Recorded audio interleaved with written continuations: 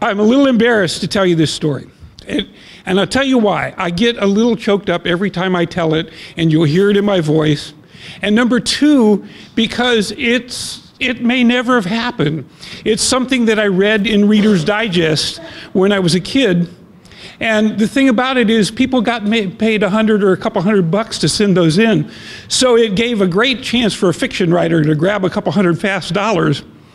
But as far as I was concerned, the story became real to me, and it changed my life. And it was a lady moves into a new neighborhood, and the ladies in the neighborhood made a welcome wagon visit to her. And they brought her cookies and cake and spent the day having coffee and so forth. And she asked about one lady right across the street that she'd seen a couple times but hadn't spoken to. And they said, oh, don't, you know, she wouldn't talk to anybody. She doesn't join anything. She doesn't talk to any of us. She's very unfriendly. And so the lady said, you know, I'm not going to be denied. So she baked a cake, and she walked across the street, and she went up on the porch, and she knocked on the door. And the lady opened the door, and when she saw her, she didn't even give her a chance to offer the cake. She just waved her off. She said, I'm not interested. So the lady turned around and started walking off the porch. And before she got all the way, the door opened up again. And the lady said, come on in. We'll have some coffee. And so when she went in, and she said, the lady asked her, why? Why did you go out of your way to bring me some cake? And the lady said, I just wanted to do something. I just wanted to meet you. I just wanted to do something nice for you. And the other lady with tears in her eyes said, nobody's ever done that for me. And I knew at that moment in time, I was transformed. That there are people that they just need a little more. You just got to push the envelope a little bit to get to them, to let that come out of them.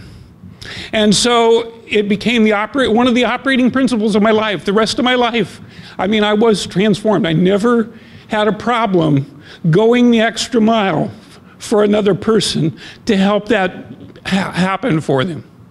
And on that note, I want to finish by telling you very much a true story. It's a few years later, and I'm working at Firestone, and every morning, one guy there and I would cross paths, he coming one direction, me going the other direction. And I was a friendly guy. I would wave, hi, and he never turned, he turned away from me every time. He wouldn't even meet my eyes.